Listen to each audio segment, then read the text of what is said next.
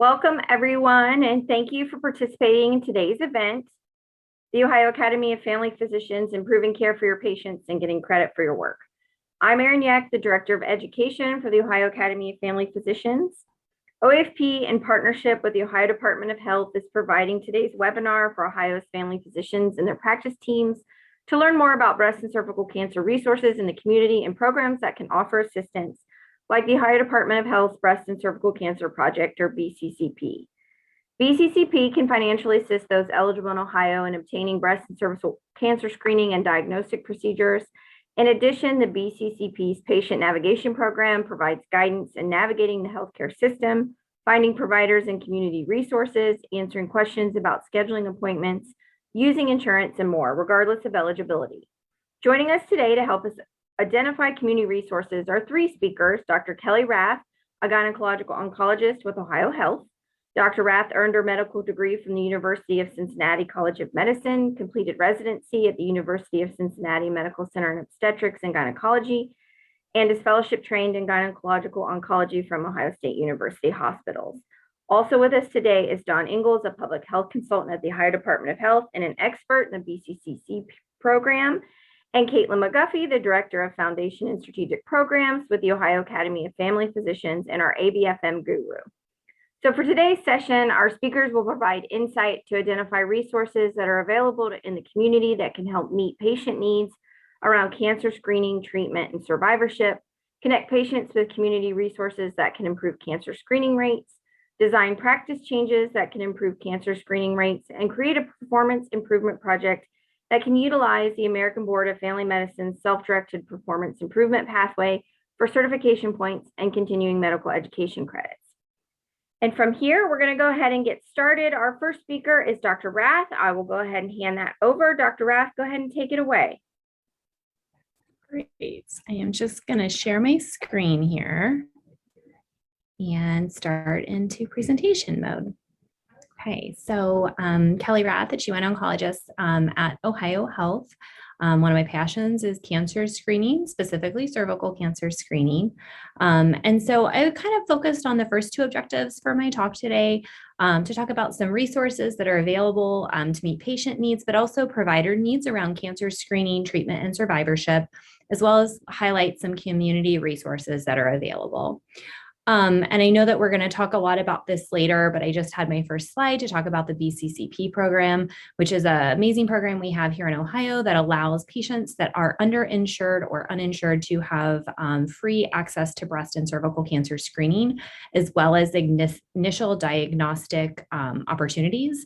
And so you can see the state is divided into 4 areas: contact information, as well as web-based abilities to connect patients with these services, especially after an abnormal screening test, to have some diagnostic capabilities. And so I will leave that for later in the talk, but that was just the first thing that I wanted to share on my slides. And so when we talk about cervical cancer screening, and we talk about how can we support our providers and make sure that we're doing our screening appropriately. At the first talk that I gave, we talked a lot about following the Asccp guidelines. And so remembering that the mobile app is really going to help you identify patients that need to be screened, how they need to be screened, whether or not they are high or low risk as far as previous screening results. So patients who have had previous cervical cancer or pre-cancers are going to be different than those who have never had that, and the app will help you identify that, as well as identifying patients who have a history of immunosuppression. So those patients that have had a solid organ transplant, a bone marrow transplant, or are actively taking immunosuppression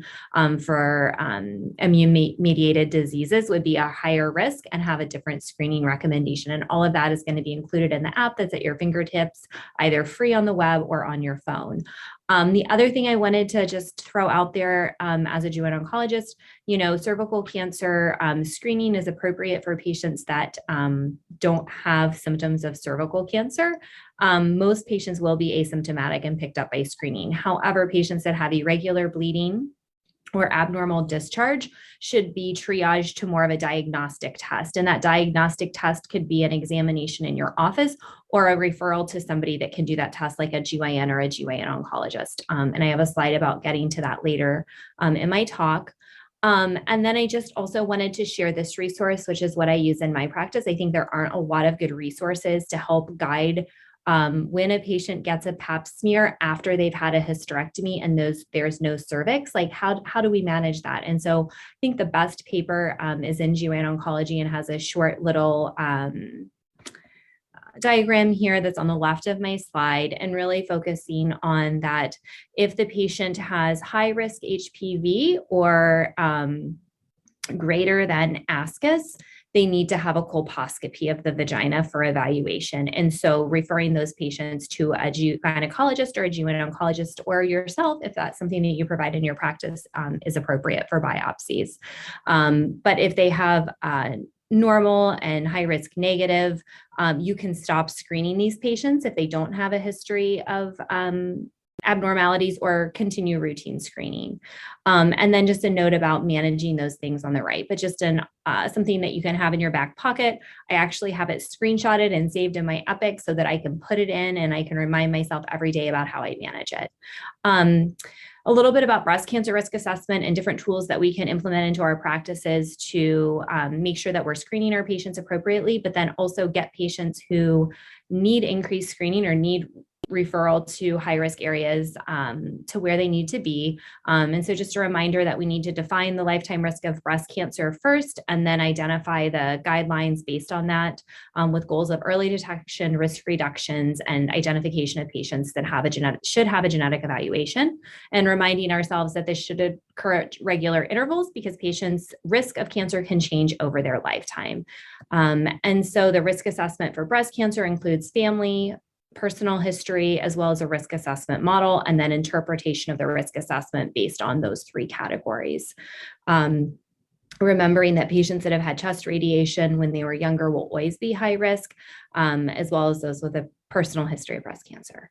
And so I think that this is a really nice stepwise guideline. And I think I shared this in my first talk on how to think about it in your practice and how to support yourself, because it's not an easy thing to do. And so focusing on family history, personal history, and then followed by a risk prediction model. And so I just wanted to talk a little bit today about genetic risk assessment, because I think it's a really complicated topic to manage in the office. And it's not something that is easy to do in a 15-minute visit. I know that I struggle in my office doing a genetic risk assessment on patients when I am seeing them for a cancer diagnosis. And so I think there are a couple different opportunities, either a web-based application that you can use or a web-based application that you can ask your patients to use. The BRST tool here is really looking at kind of that high risk breast and ovarian cancer group of patients. It can be used for men and women. This one is designed for women. And it's looking at letting the patient answer the questions. And then at the end of it, and it's really nice, it's very patient-centered. You can see on the right here of my slide that it really kind of explains it in terms that the patients can understand. It's not highly technical. So most patients, if they have access to the internet, would be able to understand and do this themselves. And at the end of it, it gives them an opportunity to say if they have a positive or negative screen, and an opportunity to print those results and bring them to the office for you to review with them and then decide about referral. Another really nice place that you can go on the web, and this has a little broader, is from Ohio State. They have a really nice website called Family Health Link, and they can go in and actually save their information and participate in research if they want to, or not save their information and not participate in the research that OSU is doing. But it will give them a risk assessment for both cancer as well as coronary heart disease. Coronary heart disease is obviously not what we're talking about today, but if you used this, you may have that come into your practice, and just something to be aware of.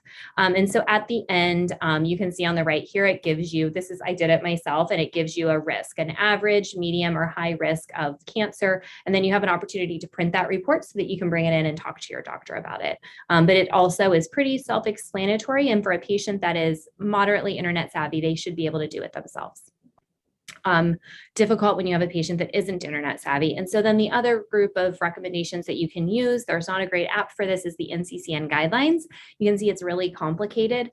And so if you have a patient that's in your office that hasn't done any of those things, but they have questions, what are the highlights, red flags? And so things to focus on are young ages, multiple primaries, multiple family members, and then kind of the 6 at the bottom are triple negative breast cancer, any ovarian cancer, very young age for breast cancer, metastatic prostate, any pancreatic or male breast cancer.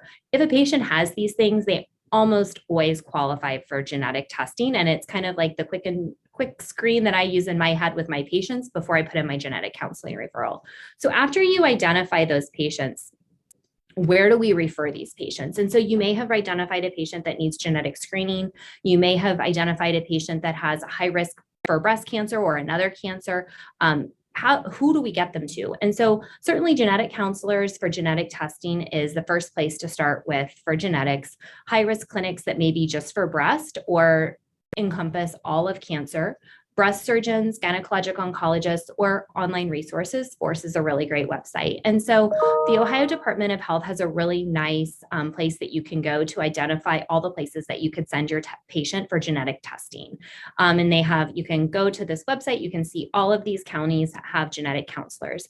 The one wonderful thing about COVID is most of genetic counseling has gone to virtual. And so even if you're living, for example, in Mercer County, and you have a patient that needs a genetic evaluation, if you can set them up with a genetic counselor, they can most of the time do a virtual visit with that genetic counselor. And so, having to drive to Columbus or to Cincinnati or to Cleveland, Dayton, that is gone. And so it gives the opportunity for the patients to meet with the genetic counselor and have the opportunity to meet with them, and then they get the testing. And then it takes the onus off you to interpret the results and get the patient, because once they see a genetics team, typically they're going to be sent to the place that they need to be, which is very nice.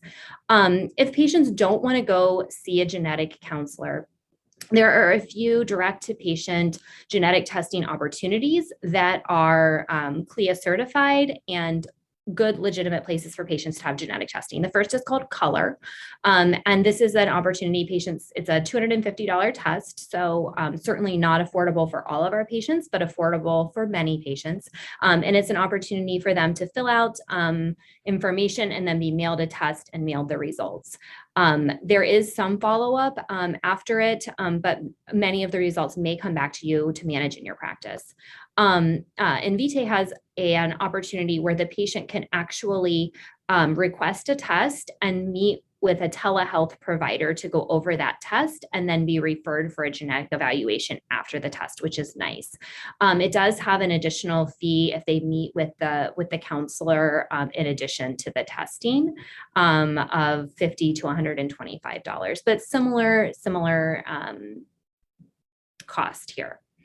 And then how about high risk clinics? So you identify the patient, you know that they're high risk. They're not sure if they want to get genetic testing, but you feel like they need to see someone. Where are opportunities to send them?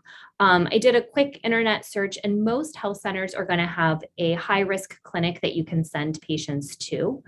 Some of them, like the Christ Hospital Network in Cincinnati, are going to have a general high risk cancer screening program that is for men and for women, for patients with all types that have high risk cancer. Some of them are going to be more focused on breast cancer. The really nice thing is that as more health systems have employed physicians, they take almost all insurances or patients with no insurances. And so usually as you kind of research into these things and see what's available in your area so that you just have your go-to, you can typically find something that will be available to your patients regardless of their insurance status. And then the other thing to think about with genetic testing is the two that I shared with you were about $250. I know at Ohio Health specifically, our genetic testing for patients is typically $100 or less and is able to be written off for patients that cannot afford it. And so some patients don't want to do genetic testing because they don't want to know. That's not something that fits with how they see their life or how they want to prevent disease. Other patients don't want to do genetic testing because they're worried about the financial aspects of it. And I think that genetic testing has come down in cost significantly. It's covered by most insurances.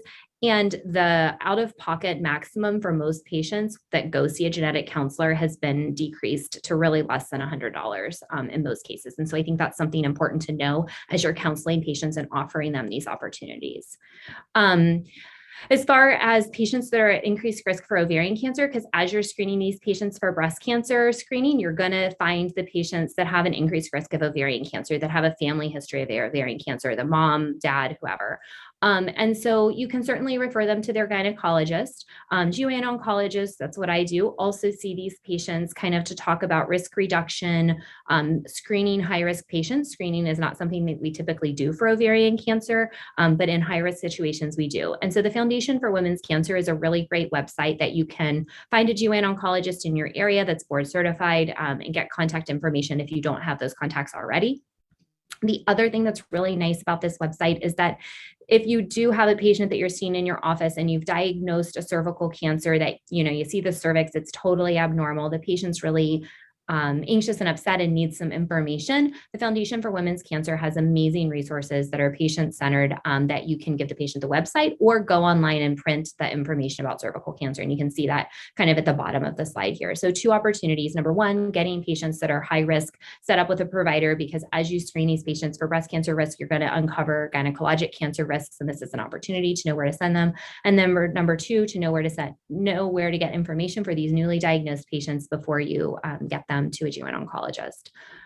The other thing is, I would say in general, if you have a patient that you're unable to biopsy in your office but are almost certain they have cervical cancer, the majority of GYN oncologists are going to see those patients in their office and not make them have that second step. And so just knowing that that's a resource in your area, if you have someone, I know, my office, we're happy to see them, as well as most of my colleagues around the state that I know.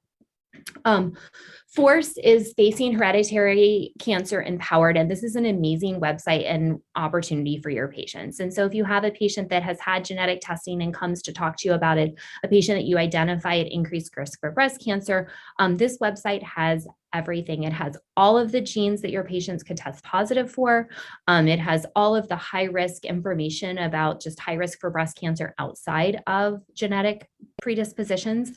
And it has an opportunity to link to specific Facebook groups that are moderated by Force that have good information. And so if you have a patient that has a new diagnosis of cancer, a new diagnosis of a genetic syndrome, this is a place that they can go and they can find support in a community that is moderated, that's going to be accurate health information, but also accurate information of kind of what to expect. There's also research and clinical trials. And so this is a really great opportunity and a place that you can send your patients if they have access to the internet. If they don't, it has things that you can go online and print for your patients so that they can understand, and very patient-centered. I think that some of the other resources, I think, are sometimes difficult for people to understand that are not healthcare providers, and this is very patient-centered. And so it's written so that people who are not in the healthcare field can understand what their risk with these genetic syndromes truly means. Risk prediction models and shared decision making. I did touch on this when I talked before, but I wanted to touch on it again. And so, after you have gone through your first genetics, do they need to go to a genetic counselor? The next step is, how do we screen them for breast cancer? And so, there's multiple models. I think the kind of bottom left of my slide is, do you have high risk features? Meaning, do you have breast symptoms?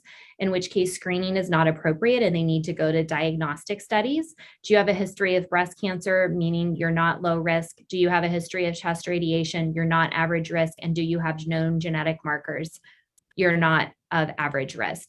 And so if the answer to any of those questions is yes, then they have a higher risk and should have been referred for different screening than just a mammogram.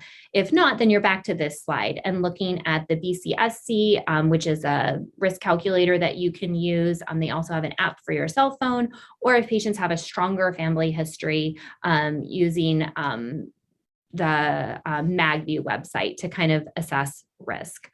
And then once you get to that point, shared decision making about, are we doing annual mammograms? Or are we doing mammograms every other year? And how do we decide that?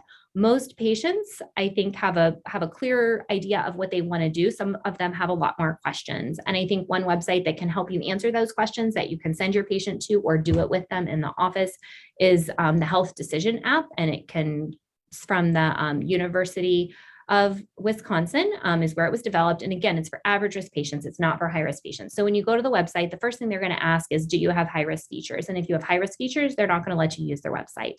And this is just a 41-year-old patient who doesn't really have any other risk factors. And so their risk of breast cancer is very, very low in the next 10 years. It's lower than average. And so then it gives you kind of how many patients will be diagnosed with breast cancer and survive or die if they didn't do any screening, if they did screening every other year or every year. And what I think is really nice about this is it kind of shows the patient one additional person would be saved from dying from breast cancer, 2 people would be overdiagnosed. But on the right of the slide, you can see all of these patients are going to be called back for normal results, whether it be a biopsy, which is a small amount, or just additional imaging. And so understanding that by increasing their screening, we are saving one life, but we're also creating a lot of stress and anxiety. But I also think knowing that half of patients will be called back, and the majority of times it's not going to be a cancer, is also reassuring for the patients when they think about, okay, I'm going to do mammograms, but I know I do have an increased risk of having these callbacks. This is, the same patient. So the same patient comes back when they're 50. They've had a couple mammograms. They do now have a first degree relative. Their mom was diagnosed with breast cancer at 80, let's say. The family risk history is not high risk, right? So once you have a first degree relative, you have to assess if that family history is high risk or low risk. And so they've also had one biopsy, didn't show anything. And so now their risk has slightly increased, and they may want to change how they've decided to do their breast cancer screening. And so again, without screening, 41 diagnoses in the next 10 years, 11 in 1,000 women will die of their breast cancer. And so if we did mammograms every other year, you can say we have, 2 saved, 6 extra diagnosed that may not have ever known they had the breast cancer. And then you can see the increased callbacks as well as those increased callbacks again. And so kind of looking at those things to help shared decision making. And then the nice thing about this is when you click the next one, if you do this with your patient, it actually gives you the chart note. You can copy and paste this into your electronic medical record system, kind of doing some of that charting for you. So obviously you're spending more time doing this with your patient, but at least at the end, it's giving you something that you can put in the chart so you don't have to write that part of the note. Support during treatment, just a couple thoughts about this. I think one thing, and as I thought about this talk more, I thought, well, maybe I should have talked about this more in my talks. I just have one slide about it, but certainly happy to answer questions in the chat at the end. Assisting with management of toxicity is with chemotherapy and targeted therapy. I think that with the advent of targeted therapy, you're going to have so many more patients that are on these oral medications for prolonged periods of time that have a lot of new toxicities that their oncologist may not be comfortable managing. We're great at nausea and vomiting. We're great at neutropenia. But when it comes to managing new onset severe hypertension, severe hyperglycemia, immunotherapy side effects, the primary or the oncologist office may be calling your office to help kind of manage the hypertension, especially if you've already been managing their hypertension and they've made it worse. And so kind of knowing that will happen, knowing when your patient gets a cancer diagnosis, if they're on one of these targeted therapies that have these side effects, recognizing that you may get that phone call. The immune-related side effects can be really tricky with immunotherapy because it can be a sudden onset of a new autoimmune disease. And so the opportunities to manage that, a couple applications that I find really helpful. Personally, I have this PDF on my computer, and every time somebody has a new immune toxicity, I go to it and I figure out what I'm supposed to do. But there's also an app that you can get for your phone, and there's also the Nccn Guidelines. And so recognizing that if a patient is on immunotherapy and they have a new thyroid diagnosis, a new colitis, a new, type 1 diabetes onset, that's different. And so needs to be worked up as such. And so as you're seeing these patients in your office, they may not think to call their oncologist. I think most people usually do, but they will be things that you'll be seeing during treatment that are very different than 10 years ago. And so, happy to answer more questions about that. The American Cancer Society has a great app, search function on their website that you can look for resources for patients in Ohio. And so you can sort by Ohio and look for financial resources, ride resources. One resource that I think is great, it's not in the Cleveland area, but it's in Central Ohio, Cincinnati, and Northern Kentucky and Dayton, is something called Pink Ribbon Girls. And so it's an opportunity for patients, regardless of financial need, to get rides to treatment, meals delivered to their house. It's for anybody stage 0 to stage 4. And patients that are stage 3 and stage 4 can get these services almost indefinitely. And so if you have a patient that's undergoing treatment for metastatic cancer, they also have house cleaning services. So it can be a really amazing opportunity for patients. I think most oncologist offices would, be offering this to your patients, but if you're seeing people and they're struggling and you're in these areas, this is an amazing resource. And it's just a like one-page piece of paper that you sign your name on, and that's it. That's your entire responsibility as their provider. Couple words about survivorship. Survivorship is a hot topic, and people are popping up survivorship clinics all over the place. And so as you see your patients, as they finish their cancer treatment, they'll be back in your office a lot more than they were. One resource that I love to give my patients is the Ymca Livestrong program. It's all over the state. It is free to patients, and it's 2 sessions a week for 12 weeks. And then they get a free Ymca membership during that time. And sometimes, depending on the Y, it's even longer than that, like double that time, so that they can go and work out. A lot of these patients may already have a Y membership through their Silver Sneakers program. But it's something that you can offer to your patients if they're having a lot of trouble with cancer-related fatigue and recovery. This is an amazing resource. The patients that I've had that have done it have really loved it. A lot of healthcare systems also have cancer wellness programs that patients can participate in, but this is regardless of location. If they have a Ymca nearby, the Ymca most likely has this program. Getting back on track, just things to think about in your office: immunizations, other cancer-related screenings that patients have forgotten about, general healthcare, healthy lifestyles, cardiovascular, as well as weight-bearing exercises, as well as screening for genetic risk if that had not been done previously. Hpv vaccination is important, especially in patients that have been treated for cervical cancer or precancers. And so Gardasil 9, we know that it prevents cervical cancer. I can't give a talk that's about cervical cancer without showing this slide and the importance of HPV vaccination. HPV vaccine coverage. It is covered for Medicaid and for commercial insurance. You can get the vaccine at Walgreens and CVS. I haven't had any trouble with any of my patients with any payer getting it even up to age 49 at CVS. If patients are uninsured, Merck has a website, and if they are at meet the specific guidelines, they can get the HPV vaccination for free up to the maximum age of 45. Managing treatment toxicities, asking your patients, looking for lymphedema, mental health, financial and menopausal symptoms, and managing those or referring them as appropriately. Just a note on vasomotor symptoms. In general, hormone replacement therapy is safe for patients that have had cervical cancer or most gynecologic cancers. Remembering to add in progesterone if they still have a uterus after treatment, and considering other non-hormonal management as listed on the side there. And then treatment-related vulvovaginal symptoms, a history and exam, getting them referred to a gynecologist if those symptoms are still going on, thinking about non-water-based lubricants and vaginal moisturizers, topical lidocaines as an ointment, and vaginal estrogen in any gynecologic cancer patient, essentially, or non-hormonal option after non-hormonal options have failed in breast cancer patients. Pelvic floor physical therapy is offered by almost all physical therapy groups at this point. And so people with chronic pelvic pain or dyspareunia can be referred there, as well as to most urologists or urogynecologists can evaluate urinary dysfunction as a resource. Couple cancer slides just on survivorship, like when you're seeing them back in your office, kind of just things to keep in your head to make it easier for the provider, which was one of the objectives.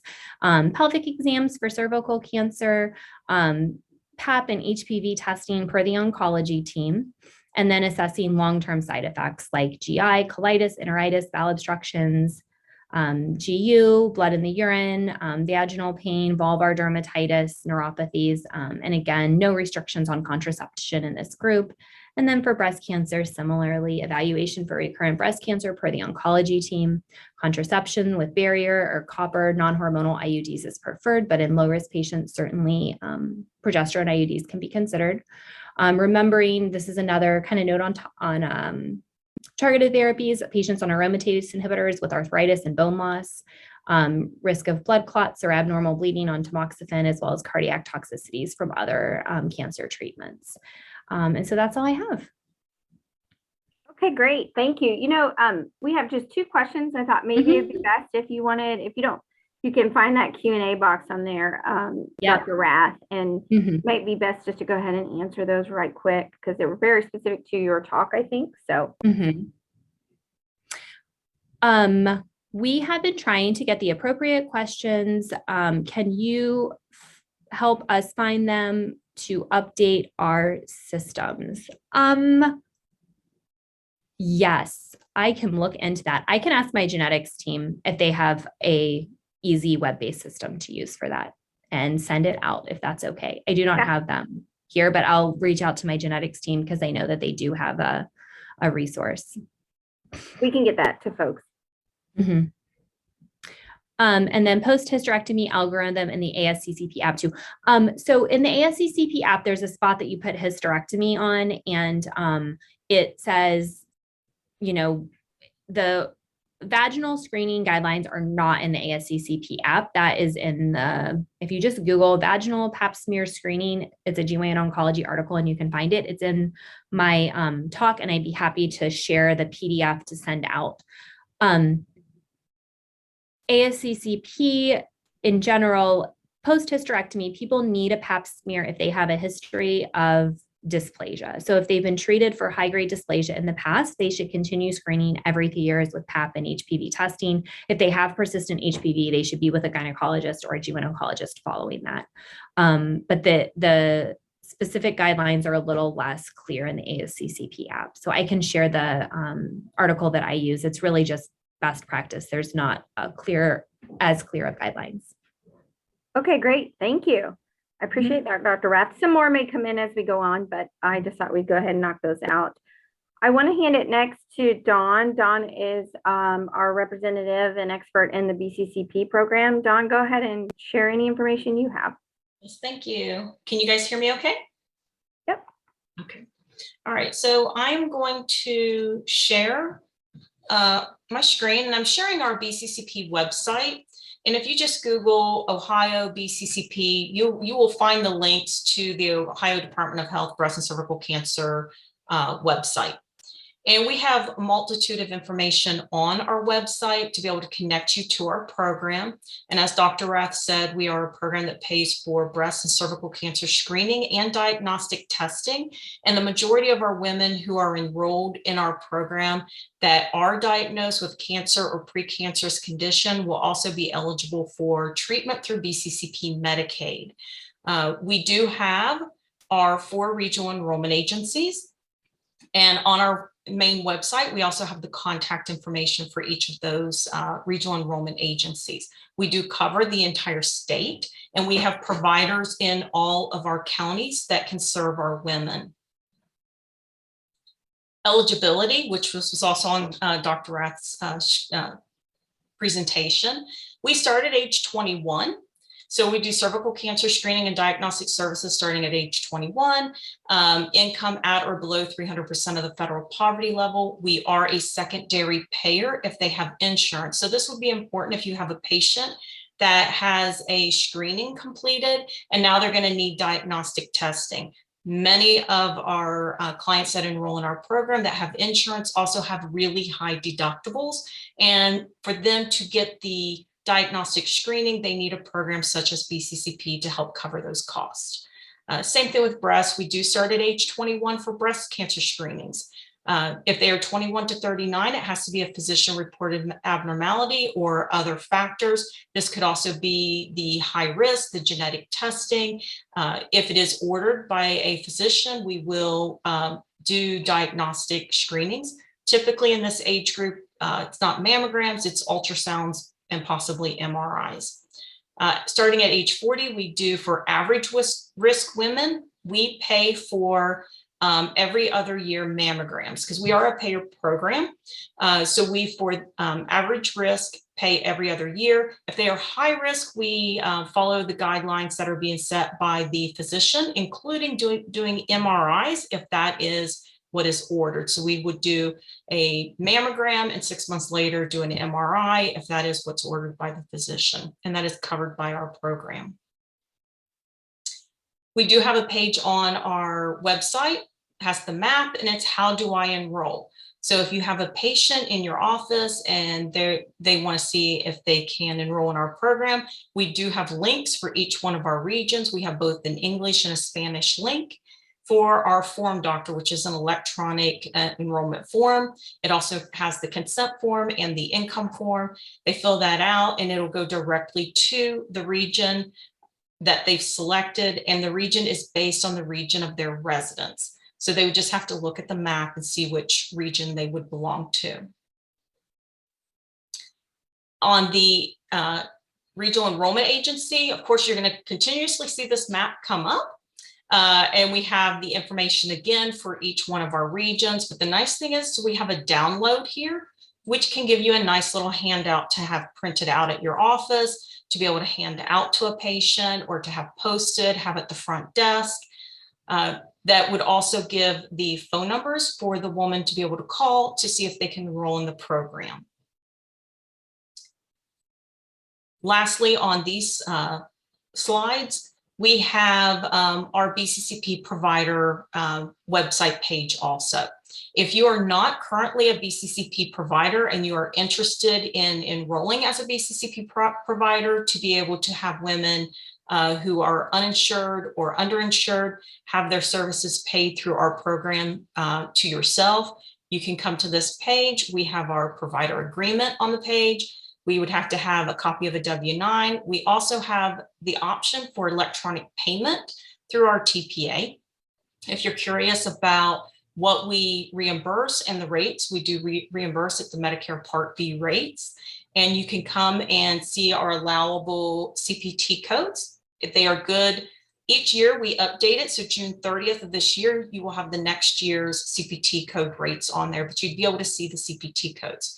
One of the things that we also cover for women in our program that have received a screening or diagnostic service in our program, such as a Pap, mammogram, or any of the diagnostic testing, is we will cover HPV vaccination for them. We also have another regional enrollment agency download. This is a listing of all the employees at the regional enrollment agencies and the phone numbers. And we also have another regional enrollment agency map and contact. And we have our claim denials. If you were a provider and you got an EOB with a denial, this would be the description of what you can do. It might be that we're just missing documentation, and we work with a third-party administrator to pay our claims. Now, linking with our regional enrollment agencies, I would suggest that any provider who is interested in either becoming a provider or referring women to our program would be to link with the regional enrollment agency. They can set up a direct referral process for your office. And I could show you an example of what one of our regions, this is the Southwest region, they also made these poster cards. This is a smaller version that does have their toll-free number. It has a shortened link to their website. It also has a QR code, and this QR code, the patient can scan this with their phone's camera, and it takes them right to the form doctor links to be able to fill out and submit in right when they're in your office. They have this in English. They also have it in Spanish, and they have larger posters, basically the exact same information. But it's nice that it has this QR code. This is something that has become common with since the pandemic. Everybody's used to, you go to a restaurant and they have these QR codes to be able to pull up to get your menu. So I think everybody's gotten really used to that. You can scan that with your camera and be able to go right to a link. And this is just a quick and easy way to be able to enroll in the program. They also have this in a Spanish version. So this is the Southwest region. I do believe at least one other of the regional enrollment agency has created or is in the process of developing posters. But we can work with you to find something to be able to display, even if one of the regions does not have this poster, to be able to display the phone number, a website, and a QR code. So we are here to help. And if you have any questions, you can also reach out to our email address, which is bccp@odh.ohio.gov. I'm sure that we can probably put that in the chat or in the information that you receive. And at the end of the presentation, when you receive your survey, you also have the opportunity to mark on there if you would like additional information, and we'll be able to reach out to you. Excellent. Thank you. I appreciate that. It seems, Don, there was a question about genetic testing. Does BCCP pay for genetic testing?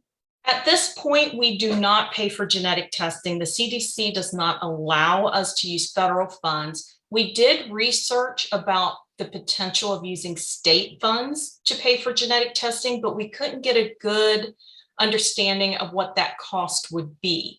So since we are a CPT code based for payments, I mean, we'd have to see if it's feasible. So if anybody has information regarding what CPT codes would be billed, that we could then look up a rate, a reimbursement rate, it might be something in the future that we can look at. But at this moment, we would have to refer to other resources, as like what Dr. Rath mentioned about Ohio Health, that typically there are ways for patients who cannot afford the genetic testing to receive the genetic testing. And I'll also add, one of the nice things about our program is we have case managers at all the regional enrollment agencies that do work with our clients to make referrals that are needed to get them to the correct providers. And then, if they do have questions, they do reach out to ODH and we work with them. Excellent. Thank you. I am going to go ahead and move us on to our next speaker, which is Kaitlin McGuffey. She is the Director of Foundation and Strategic Programs with the Ohio Academy of Family Physicians and our American Board of Family Medicine guru. So Kaitlin, I'll hand it over to you. Sure, thank you. Hi everyone, as Erin said, I'm Kaitlin McGuffey, Director of Foundation and Strategic Programs at the Aafp. And I'm joining this afternoon just to quickly share more about the American Board of Family Medicine certification credit opportunities you can take advantage. So kind of switching it all up for us this afternoon, but thought it was kind of a good ending point for the whole series as a whole. And kind of building on today's session, as well as the past two sessions that you hopefully watched in this series. I'd like to share some ideas with you on how to kind of take the information you've learned to make changes to your practice that can improve breast and cervical cancer screening for your patients, and also provide credit for your ABFM certification needs. To maintain board certification, family physicians are required to do 1 or 2 practice improvement projects for every 3-year stage. There are many options available for these practice improvement projects, but today I want to talk about ABFM's newly released self-directed clinical pathway, which allows you to report customized improvement efforts regardless of the scope of care that's delivered. The application is an activity option that has been streamlined. It averages about 20 minutes to complete and requires only the necessary information to demonstrate the cycle of measure, intervention, and remeasure, and attest to the level of participation in the effort. Completing this activity option also provides you with 20 ABFM points and 20 CME credits. It's also a terrific way for physicians and even the most non-traditional practice settings to capture credit for meaningful change occurring in practice. But please note this option, you can't submit the project until you have finished it, but you can start the application at any point and it kind of saves as you go. To get started, you would follow the typical quality improvement process. You'll start by selecting something about your practice, process, or outcome that you want to improve on. Then you'd utilize your practice staff and partners to discuss ideas for improvement and plan on intervention to improve care. From there, you'd collect baseline data, develop your project aim statement or goal, identify measures, complete the intervention over a selected time period. For these PI activities for the ABFM, your time period can be at minimum 7 days and can go all the way up to a 12-month intervention period. Once your team has implemented the change over that time period, you'll collect the follow-up data to determine if improvement was achieved. The valuable part of this process is that your plan is as flexible as you need it to be. If outcomes aren't what you expected, you can jump back into your planning stages and reassess, gathering feedback from the entire team for adjustments. And to receive ABFM credit specifically, evidence of actual improvement isn't required. Often NPI activities and intervention fails to result in an improvement. The goal is really to learn from it and try something different. So based on some of the teachings in the past webinar sessions, an example of your goal may be to improve breast cancer screening rates. Your project then could be as simple as searching your EHR, finding which patients are due for a mammogram, and then having staff call these patients or having nurses give patient education information during the office visit. Searching your EHR for eligible patients that can be part of the BCC program, as Dawn just shared more about. Or maybe your focus is on following up with patients and linking them to the community resources, kind of and all the strategies that you heard this afternoon. The focus areas really are endless. It really just depends on your practice and current gaps needing addressed. And then to help you navigate all of these steps, the OAP has a variety of resources and tools available on our website. The link is here, we'll put it in the chat, and then it's on a slide later as well. There are process mapping resources and videos, frequently asked questions about PI, and a lot more. Once you've completed your project and have your baseline and outcomes data on hand, you're ready to submit your project for credit to the ABFM. As I mentioned earlier, you can also start this process at any time and save as you go, but you'll just kind of hit that submit button after the project is finished. You'll log into your ABFM portfolio on the ABFM website and find the self-directed PI project clinical pathway activity. And the system will walk you through a simple application process to submit all of your information. After you submit, it may take up to about 10 days for final approval. And then if you'd like to actually review the application and kind of what's asked and what that looks like, there's an example PDF on our website. And then our QI champion, Dr. Ryan Kaufman, has also created a step-by-step video guide that walks you through the entire application process. This video link here on YouTube actually has an example of a breast and cervical cancer topic that you can kind of follow along with as well. And then finally, I do recognize that many of you on today's call may not be a family physician and therefore not in need of ABFM certification credit specifically. However, work that you do on a PI project may be transferable to your accrediting board. So as a care team member, your role in these changes are super important. I would definitely encourage you to track all the different steps and goals and things that you work on in the project, and then reach out to your accrediting organization to see if they have any kind of similar self-directed options that you could submit the work for. The ABFM may also be a good contact for you. I know that they have a lot of partnerships with different national organizations, which I have the contact information on this slide. So this slide just has the different links that I mentioned, our main ABFM webpage, that step-by-step guide for submitting your credit. We also have a certification planning tool. It's a PDF document that kind of sets you up to plan and organize your 3-year cycle. So if you want to start kind of playing around with what you hope to accomplish in your 3-year cycle, whether that's the performance improvement activity or different knowledge self-assessments, those KSAs, all those different requirements you need for maintenance are all kind of listed on that page. You kind of just play around with when you might want to try to complete them.